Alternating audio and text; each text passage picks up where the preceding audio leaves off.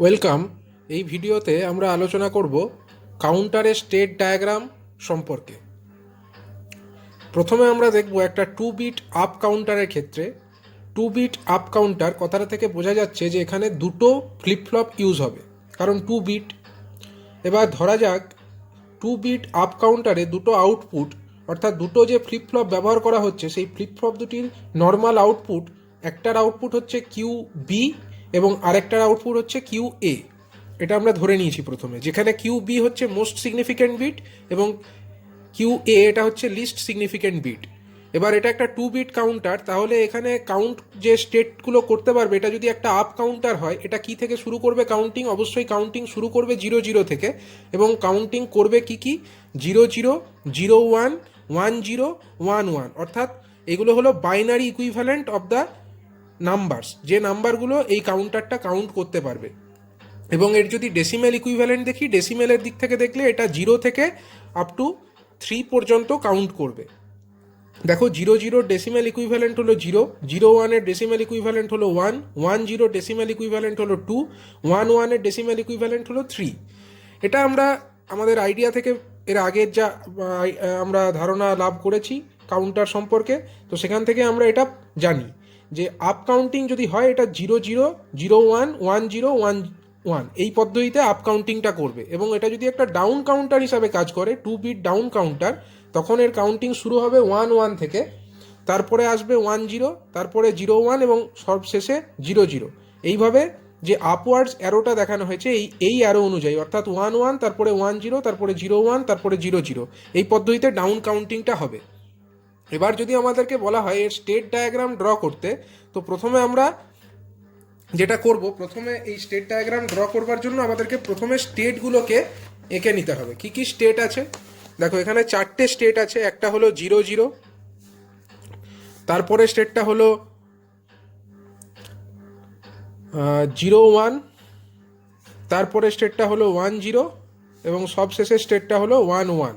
তো যখন এটা একটা আপ কাউন্টার হিসাবে কাজ করছে এবং যেখানে 0 0 আমরা লিখছি, সেখানে 0 0-র মধ্যে কিউ বি অর্থাৎ মোস্ট সিগনিফিক্যান্ট বিট হলো এইটা, এবং এই জিরোটা কোরেসপন্ডস টু লেস্ট সিগনিফিক্যান্ট বিট বা লিস্ট সিগনিফিক্যান্ট বিট এলএসবি, এটা হচ্ছে কিউ এটা। তাহলে 0 0 0 1 1 0 1 1 এই সিকোয়েন্সে যখন কাউন্ট করছে, 0 0 তারপরে 0 1 তারপরে 1 0 তারপরে 1 1 এবং সবশেষে আবার 0 0-তে ফেরত আসছে, এই পদ্ধতিতে যদি কাউন্টিংটা হয়, তখন এটা হচ্ছে একটা আপ কাউন্টারের স্টেট ডায়াগ্রাম। আর যদি এটা আমরা ডাউন কাউন্টারের স্টেট ডায়াগ্রাম আঁকতে চাই, তখন আমাদের কি করতে হবে? 0 0 থেকে এটা শুরু হবে, 0 0 0 1 1 0 এবং 1 1। তো যখন এটা একটা ডাউন কাউন্টার হিসাবে কাজ করছে, তখন কাউন্টিংটা শুরু হচ্ছে কোথা থেকে? 1 1 থেকে। 1 1 এর পরে কি স্টেট আসছে? 1 1 এর পরে আসছে 1 0, 1 0-র পরে কি স্টেট আসছে? 0 1, তারপরে কি স্টেট আসছে? 0 0, এবং 0 0-র পরে আবার ডাইরেক্টলি 1 1 চলে আসছে। তাহলে এই সিকোয়েন্সে কাউন্টিংটা হচ্ছে। এবার এইভাবে যে স্টেট ডায়াগ্রাম আমরা পাচ্ছি, এটাকে আমরা বলবো ডাউন কাউন্টারের স্টেট ডায়াগ্রাম। এটা হলো ডাউন কাউন্টারের স্টেট ডায়াগ্রাম। তো এইভাবে আমরা একটা 2 বিট কাউন্টারের ক্ষেত্রে আমরা এইভাবে সিকোয়েন্স যে পাচ্ছি, এই সিকোয়েন্সটাকে আমরা বলছি 2 বিট কাউন্টারের ক্ষেত্রে আপ কাউন্টারের সিকোয়েন্স, এবং এটা হলো ডাউন কাউন্টারের ক্ষেত্রে সিকোয়েন্স। এবং এটা হলো আপ কাউন্টারের স্টেট ডায়াগ্রাম, এটা বলে দেওয়া ভালো, এটা হলো state diagram of different counters. তো প্রথমটা হচ্ছে আপ কাউন্টারের জন্য এবং দ্বিতীয়টা হচ্ছে ডাউন কাউন্টারের জন্য, কিন্তু এটা হলো 2 বিটের ক্ষেত্রে। একইভাবে যদি আমরা দেখি একটা 3 বিট আপ এবং down counter, 3 bit down up এবং ডাউন কাউন্টারের ক্ষেত্রে কি হবে? আপ কাউন্টারের ক্ষেত্রে কাউন্টিং শুরু হবে 0 0 0 থেকে এবং কাউন্টিং শেষ হবে 1 1 1-এ। তো এর মাঝে যে স্টেটগুলো থাকছে, অর্থাৎ 3 বিট কাউন্টারের ক্ষেত্রে টোটাল আমার 8টা স্টেট থাকছে। 8টা স্টেট কী কী? 0 0 0 0 0 1 0 1 0 0 1 1 1 0 0 1 0 1 1 1 0 1 1 1। এইভাবে টোটাল 8টা স্টেট আমরা দেখাতে পারি একটা কাউন্টারের ক্ষেত্রে, 3 বিট কাউন্টারের ক্ষেত্রে। এবার যখন এটা আপ কাউন্টিং করছে, কাউন্টিং শুরু হচ্ছে 0 0 0 থেকে, তাই অ্যারোর চিহ্নগুলো দেখো, 0 0 0, তারপরে 0 0 1, তারপরে 0 1 0, তারপরে 0 1 1, তারপরে 1 0 0, তারপরে 1 0 1, তারপরে 1 1 0, তারপরে 1 1 1 এবং 1 1 1-এর পরে আবার ইনিশিয়ালি 000 থেকে স্টার্ট হয়ে যাচ্ছে। এই যে সিকোয়েন্সটা দেখানো হলো, এটা হয়ে গেল state diagram for up counter, 3 bit up counter. একইভাবে যদি আমরা ডাউন কাউন্টার দেখাই, একইভাবে আমরা এই টোটাল 8টা স্টেটকে লিখব এবং সেই পদ্ধতিতে আমরা যখন লিখছি তারপরে আমাদের যখন স্টার্টিংটা হবে এক্ষেত্রে 111 থেকে 111-এর পরে আসছে 110, তারপরে আসছে 101, তারপরে 100, তারপরে 011, তারপরে 010, তারপরে 001 এবং তারপরে আসছে 000 এবং 000-এর পরে আবার প্রথমে চলে আসছে 111। এই পদ্ধতিতে যদি আমরা অ্যারোর মার্কিংগুলো করি তাহলে আমরা পেয়ে যাচ্ছি the state diagram for down counter. এবারে আমরা দেখব একটা ডিকেড রিপেল কাউন্টার, ডিকেড অথবা বিসিডি রিপেল কাউন্টারও বলা হয়, সেটা কিভাবে আমরা ডিজাইন করতে পারি। তো দেখে নেওয়া যাক ডিকেড রিপেল কাউন্টারের ডিজাইনটা। তো দেখো ডিকেড রিপেল কাউন্টার, সেই কাউন্টার কি করছে না, অ্যাকচুয়ালি এটার কাউন্টিং শুরু হচ্ছে 0000 থেকে। এই যে ডিকেড কাউন্টার, এটা আমরা ফার্স্টে বলে নিই ডিকেড কাউন্টার অ্যাকচুয়ালি কি করে। ডিকেড কাউন্টার, এই ডিকেড কাউন্টারে কাউন্টিং শুরু হবে 0000 থেকে, ঠিক আছে। এরপরে এটা 0001 অর্থাৎ আপ কাউন্টার যেভাবে কাজ করে, তারপরে আসছে 0010, তারপরে হচ্ছে 0011, 0100, 0101, 0110, 0111।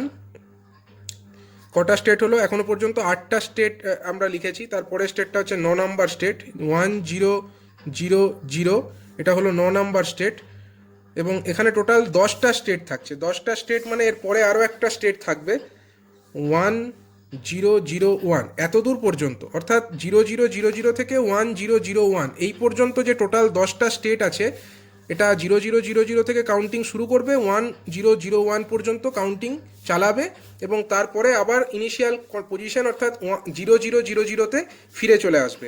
এবার আমরা যদি এই 0000 এই যে নাম্বারটা লিখছি, এখান থেকে পরিষ্কার হচ্ছে যে এখানে আমাদের টোটাল 4টে বিট আছে। 4টে বিট ছাড়া তো আমরা 0000 এই 4টে বিটকে শো করতে পারবো না, অর্থাৎ এখানে আমাদেরকে 4 বিট কাউন্টার ইউজ করতে হবে এবং 4 বিট অ্যাসিঙ্ক্রোনাস কাউন্টারই আমরা এখানে ব্যবহার করব। তো 4 বিট অ্যাসিঙ্ক্রোনাস কাউন্টার কি করে, কাউন্টিং শুরু করে 0000 থেকে এবং কাউন্টিং করে আপ টু 1111 পর্যন্ত। মানে এটা যদি নর্মাল একটা অ্যাসিঙ্ক্রোনাস 4 বিট কাউন্টার হতো তাহলে এর পরবর্তী স্টেটটা কি আসতো, এর পরবর্তী স্টেট আসতো 1010, এই স্টেটটা আসতো এবং এইভাবে চলতে চলতে এটা 1111 পর্যন্ত চালিয়ে যেত। মানে এখানে দেখো, এটা যেহেতু ডিকেড কাউন্টার, এটা কিন্তু এইখান থেকে আপ টু দিস মানে এই পর্যন্তই কিন্তু এ কাউন্ট করবে এবং এই স্টেটটা কিন্তু এই ডিকেড কাউন্টারের ক্ষেত্রে আসবে না, অর্থাৎ 1010 এই স্টেটটা কিন্তু আসবে না। মানে এই স্টেটটা আমরা ডিকেড কাউন্টারের ক্ষেত্রে পাবো না, not present in decade counter.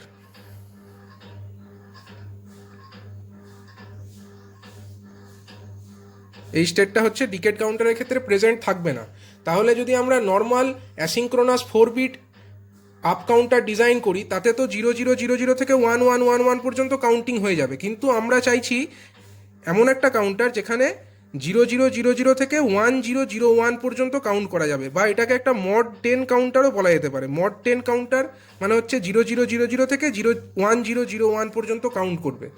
তাহলে এর আগে আমরা যে ভিডিও করেছি সেখানে আমরা মড 6 কাউন্টার সম্পর্কে আলোচনা করেছি। তো মড 6 কাউন্টারের ক্ষেত্রে কি হয়েছিল, যখন আমরা 3 bit asynchronous up counter use করে মড 6 কাউন্টার বানিয়েছিলাম, তখন যখন 101 অর্থাৎ 5 এর পরবর্তী স্টেট যখন এসেছিল অর্থাৎ 110, এই স্টেটটা আসবার সময় কিন্তু এটা আবার 000 হয়ে গেছিলো সেই ক্ষেত্রে। এবং অনুরূপভাবে এখানেও আমরা দেখতে পাচ্ছি 1001-এর পরে 0000 এখানে হয়ে যেতে হবে।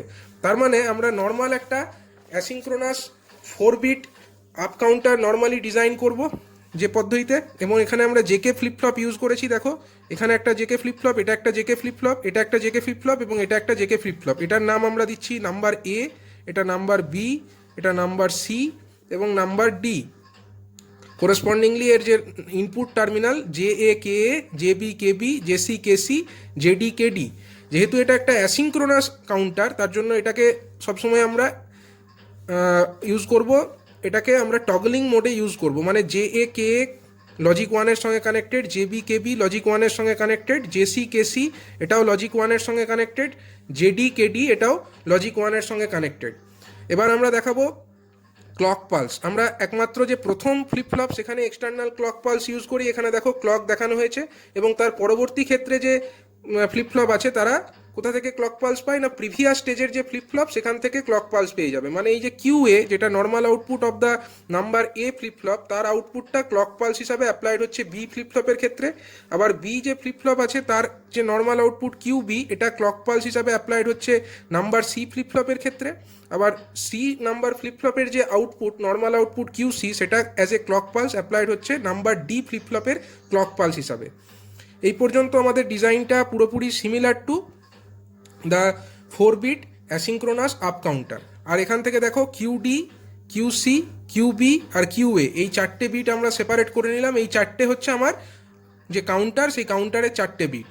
এর মধ্যে QDটা হচ্ছে মোস্ট সিগনিফিক্যান্ট বিট, এটা হলো MSB, আর যে আমার QA এটা হয়ে গেল লিস্ট সিগনিফিক্যান্ট বিট অর্থাৎ LSB।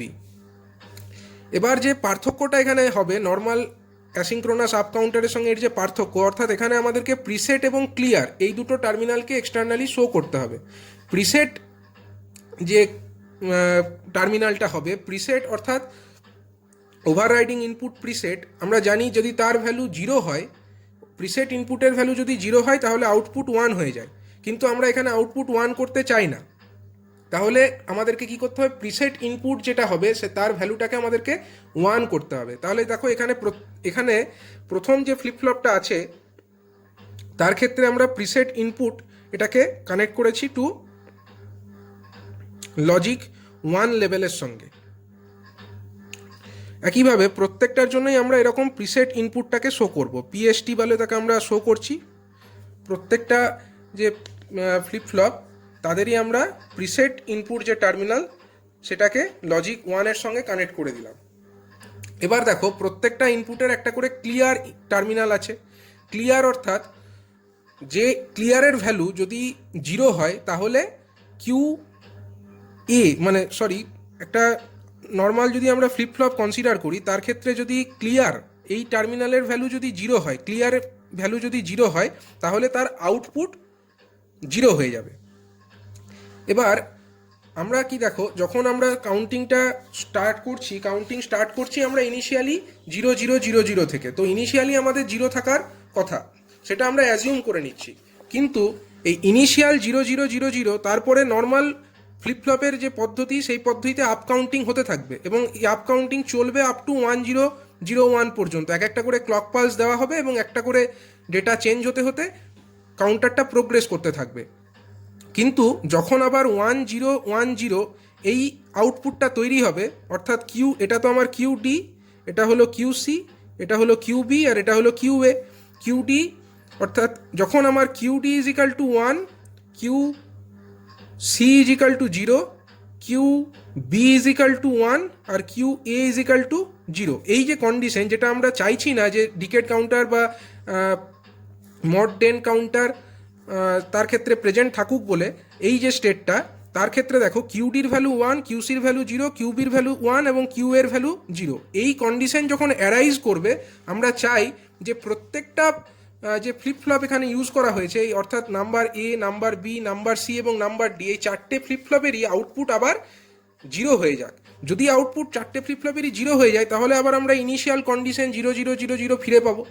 তার জন্য আমাদেরকে কি করতে হবে, আমাদেরকে একটা অ্যান্ড গেট ব্যবহার করতে হবে, এবং সেই অ্যান্ড গেটের আউটপুটটা যদি 0 হয়, দেখো এই একটা অ্যান্ড গেটের আউটপুটটাই আমরা প্রত্যেকটা ক্লিয়ার টার্মিনালের সঙ্গে কানেক্ট করে দিয়েছি। এই দেখো অ্যান্ড গেটের আউটপুট আমরা ক্লিয়ার প্রথম ফ্লিপ ফ্লপের clear terminal, number B flip ফ্লপের clear terminal, number C flip ফ্লপের ক্লিয়ার টার্মিনাল এবং নাম্বার D ফ্লিপ ফ্লপের ক্লিয়ার টার্মিনালের সঙ্গে কানেক্টেড করে রেখেছি।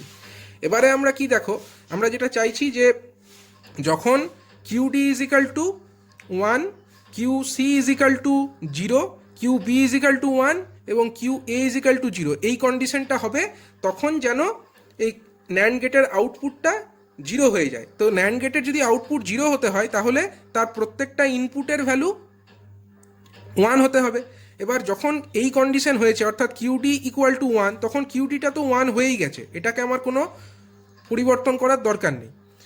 কিন্তু কিউসি তখন জিরো আছে, কিন্তু আমাকে এই ন্যান্ড গেটের ইনপুটে 1 ঢোকাতে হবে। তাহলে যেহেতু কিউসি জিরো আছে, তারপরে আমরা একটা নট গেট ইউজ করব।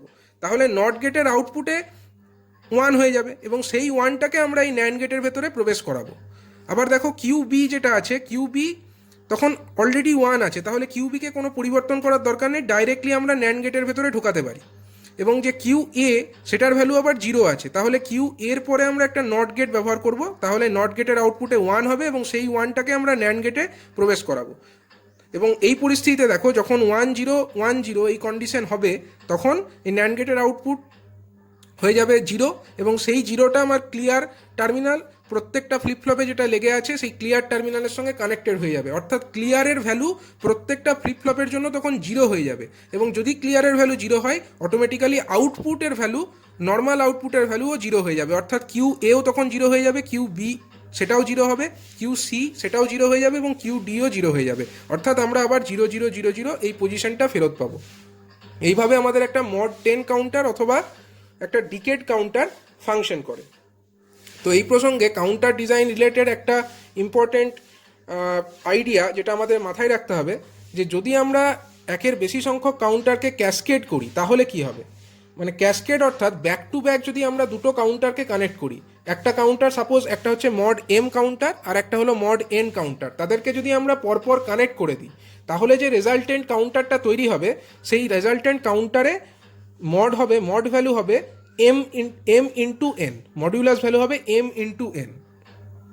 সাপোজ আমরা একটা মড 4 কাউন্টার ডিজাইন করেছি আর একটা মড 10 কাউন্টার ডিজাইন করেছি। এবার যদি আমরা মড 4 এবং মড 10 কাউন্টারকে ক্যাসকেডে কানেক্ট করি, তাহলে যে কাউন্টারটা আমরা ডিজাইন করতে পারছি সেটা হয়ে যাচ্ছে মড 40 কাউন্টার হয়ে যাচ্ছে। অর্থাৎ এইটা মনে রাখতে হবে এই কনসেপ্টটা, যে রেজাল্টেন্ট ফ্লিপফ্লপ যখন আমরা দুটো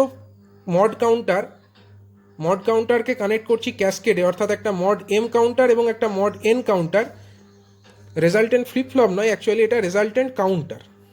resultant counter will have modulus value M into N. আর এই যে কাউন্টার আমরা অলরেডি ডিজাইন করলাম, যেটাকে আমরা ডিকেড কাউন্টার বলছি, এটাকে বিসিডি কাউন্টারও বলা হয়।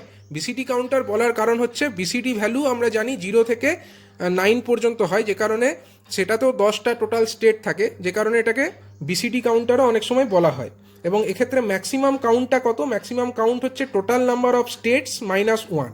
টোটাল নাম্বার অফ স্টেটস দেখো এখানে টোটাল নাম্বার অফ স্টেটস হচ্ছে 1টা 2টো 3টে 4টে 5টা 6টা 7টা 8টা 9টা 10টা। 10টা হচ্ছে total number of states, minus 1 অর্থাৎ 10 মাইনাস 1 অর্থাৎ 9। 9টা হচ্ছে টোটাল নাম্বার অফ স্টেটস।